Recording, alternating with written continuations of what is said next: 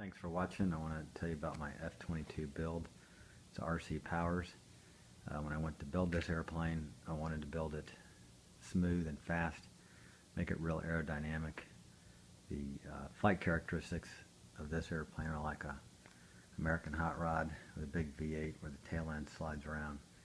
I also wanted to make it really fast, so I smoothed everything out, filled all the cracks. So I'm moving a little closer and show you. So if you look at the nose, I went ahead and filled in all the gaps, just cut little pieces, and then to shape it, I just would take the knife and bevel off the excess on each side to get that, keep that nice sharp edge. The other modification I did was when I did the canopy, I did the top part first, the side pieces, shaved that flat and level, and then I did the top piece. And then once I did the top piece, I just came in with the knife again and did a flat bevel to get that nice shape. I also beveled all leading edges and trailing edges. That includes on the nacelles, the rudders, elevators, and ailerons. The back sides are all beveled. Running a focal price motor with a 6x3 prop, a 40 amp Turn-G ESC, and then I'm just running an 8-channel servo. The airplane has full control surfaces, all 6, with mixes for spoilerons. You can see the insides. I like to build a little ledge here with some ESC, and I attach it with Velcro. Same thing with the receiver, so it's easy if you make modifications.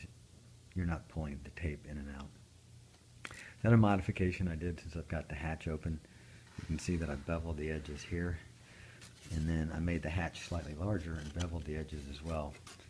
So when it closes, I've got a nice smooth edge, and it fits nicely all the way in. Nice clean fit.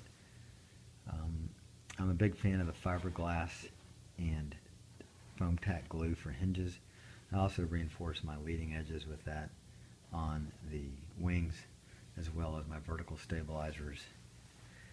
On this plane, because it's going to be fast, I went ahead and used fiberglass tape for the aileron on the top. On the bottoms, I used Blenderm tape. An option that I like on reinforcing the elevons, which take a beating, are I do the fiberglass technique across the top of the elevon as well as the leading edge, instead of using a carbon rod. A modification on this airplane, following E3 Scott's recommendations, were a 4mm carbon spar, which you can see on the top. I like to have it on the top instead of the bottom. I think that's just personal preference. And then I did add a 4mm carbon spar across the tailplate to reinforce that. There you can see the Blenderm, and I went ahead and covered the Blenderm carbon rod to go ahead and make it more smooth and aerodynamic as well. You can see the bottom I shaved as well. And the only places I use hot glue on the airplane, which you can see here, are along the nacelle and the side plates where there's a nice angle. So I made sure that I glued this to the very outside edge, which would give me more room for my control horn and controlling it. I've got it upside down here. I like the 2mm rods with music wire inserted in each end. I like a little Z-bend up front. I've got cheap plastic servos everywhere, Tower Pro, the carbon ones, but I did originally on this plane have those as well for the elevons. They just couldn't handle the torque, so I changed out to the high-tech 82 metal gear.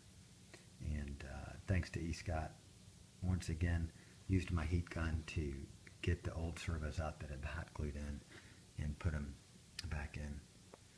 Another detail, you can see I even beveled the front and trailing edge of these the vertical stabilizer supports to make it more aerodynamic. I did enlarge the motor mount slot, the propeller slot as well. And one other thing I did on the build was, I call it Frenching in, just like in a hot rod. I Frenched in the servos into the KF2 airfoils, and I've got a very easy technique for that. So here's the servo in the wing. Take the servo out. I use dark blue tape around the hole. Then I get my iPhone or any flashlight, put it up in the nacelle to illuminate the hole. Put your KF airfoil on top and use a pin to mark out the hole. Cut it out, and then it fits right on top of your servo, so you've got a nice Frenched in servo.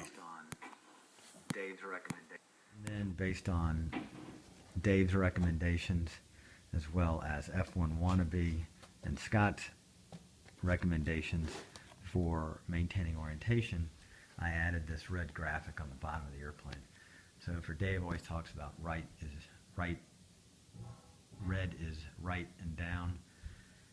So on this one, I wanted to add a lightning bolt. So on my future planes, F1 Wannabe talks about leaving the bottom of the planes white. E3 Scott likes to paint the nacelles black, saves on paint and weight.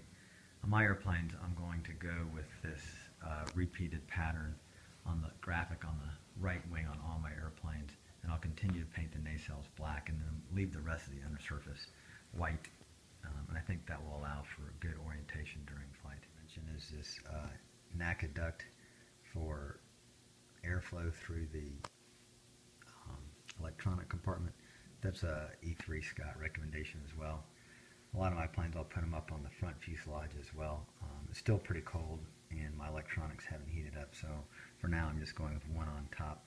And you'll see when I open it up, I like to put one on top, typically right in front of the ESC, so it gets maximum airflow and cooling.